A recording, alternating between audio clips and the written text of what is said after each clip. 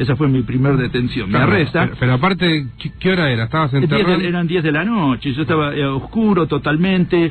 Él abre la puerta en medio de la Richieri y me deja ahí y se va. Y a él no lo detiene, resulta que él también, lo detuvieron, pero lo dejan ir. Dice, ya lo tenemos fichado a usted. Y él se va. Pero él dice que nunca más lo fueron a buscar o nada, pero él cree que lo estaban vigilando alguna vez, no sé.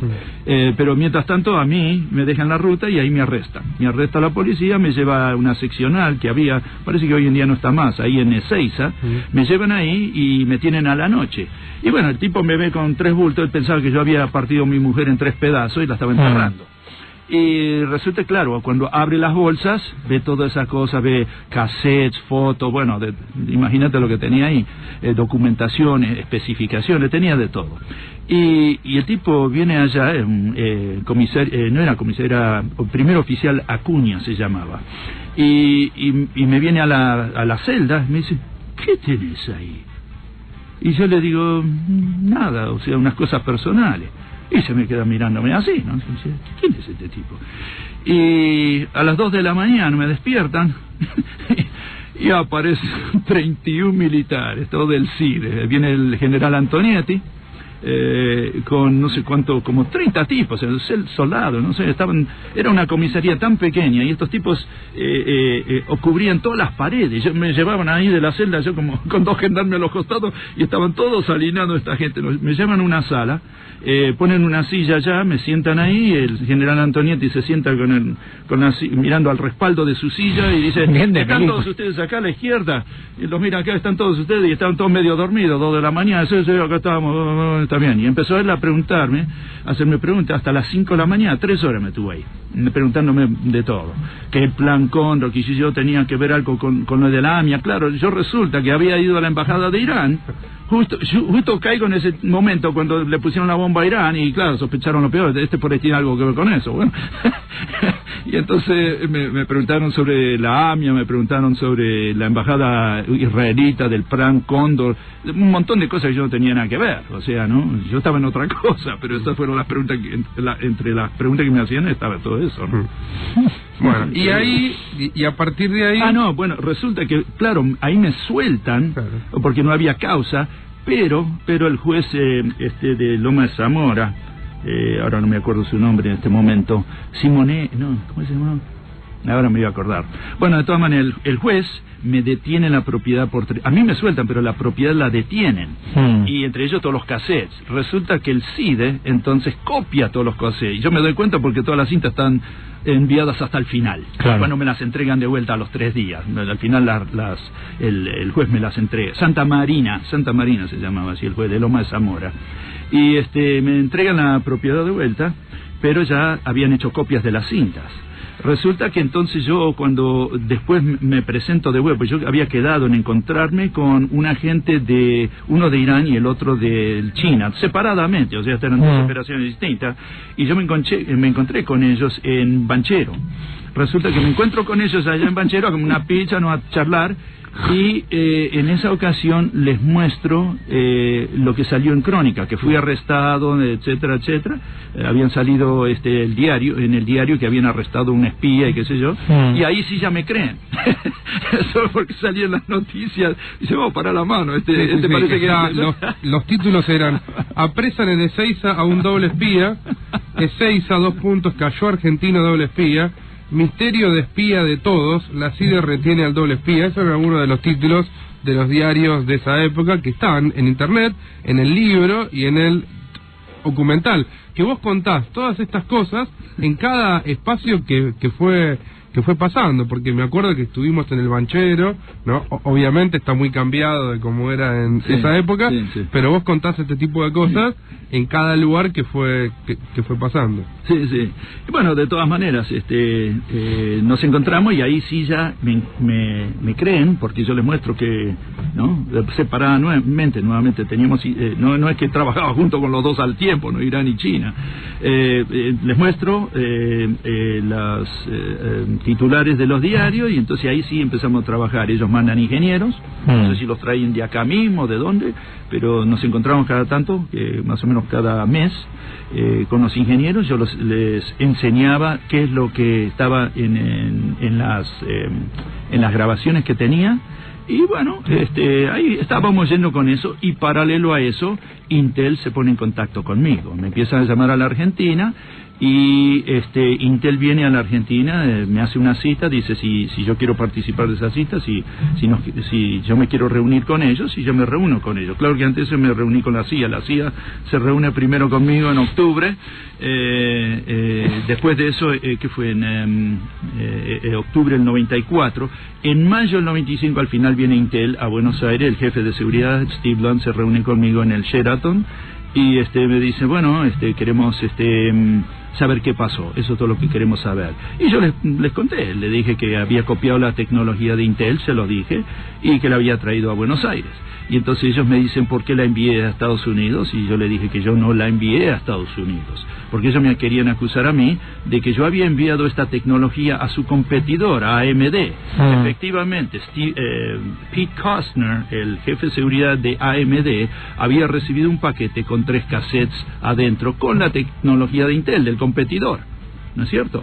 Entonces ellos decían, ¿por qué enviaste eso? Y yo digo, yo no lo envié. Yo digo que el que lo envió eso, yo estoy convencido que fue la CIA. Ellos enviaron eso para hacerme caer. Y bueno, la cuestión es que cuando viene el jefe de seguridad de Intel, Steve Blunt, a Buenos Aires, yo le digo esto, le dije que el FBI, dice, ¿desde cuándo estabas trabajando con el FBI? Yo le digo, desde el 92. Y dice, ¿cómo el 92? Sí, porque yo había entrado a trabajar en Intel en el 93, y desde el 92 ya estaba trabajando con el FBI, y ellos nunca le informaron a Intel, y entonces eso es lo que más les dio bronca. Dice, claro, ¿cómo el FBI no nos informó que había un espía que había robado toda esta tecnología a AMD y estaba trabajando en Intel? Y ese fue el gran problema que tenía Intel con la gente del FBI. A todo esto hay que dejar en claro que vos filmabas tus reuniones con los agentes de la CIA y del FBI. Hemos visto algunas de esas cosas. ¿Por qué tú tuviste? Pero ¿cuál era el dispositivo con el cual filmabas? No, increíble, era como una especie de James Bond, ¿no? Argentino, ¿no? Con esas cosas, esas mañas. Lo atamos con alambre. Yo, por ejemplo, tengo una cámara en la yerba del mate, ¿no? Donde estoy filmando todo. Al pedo, porque toma el techo, pero no importa. No, pero ojo. Vos estás hablando de la tecnología de hoy día. Yo te estoy hablando de la tecnología del año 92, 93, claro, 94. Sí. No estaba tan avanzado o por ahí estaba a nivel, qué sé yo, de la CIA, pero no a nivel del común de la gente en la calle. Sí. Yo tenía una cámara común y corriente, una videocasetera, una videocámara. Sí. Y la puse en el horno. Entonces cuando ellos venían a visitarme, sobre todo para pagarme, pero ellos venían constantemente por otras razones, para hablar de si había recibido información de Cuba y qué pensaba de esto, porque nos habían entrevistado durante toda una semana en Texas, mientras a un agente cubano que se había escapado lo estaban entrevistando, que yo conocía y que él me conocía a mí, lo estaban entrevistando en Washington. Entonces ellos chequeaban, dice, bueno, a ver, dijo tal cosa, a ver qué dice de eso, ¿no? Y estaban ida y vuelta con nosotros. Entonces durante varios meses ellos estaban en contacto con nosotros y además venían a pagarnos. Y yo quería aprovechar esas ocasiones para documentar de que el FBI había trabajado conmigo, porque después se lavan las manos y ya me dejan pagando, ¿no es cierto? Y entonces, bueno, puse una cámara dentro del horno que daba justo a la sala donde nos reuníamos, y pasé la cuerda a través de las hornallas y la hice parecer como el cable de la tostadora que estaba ahí al lado. Entonces cualquiera que miraba pensaba que era la tostadora.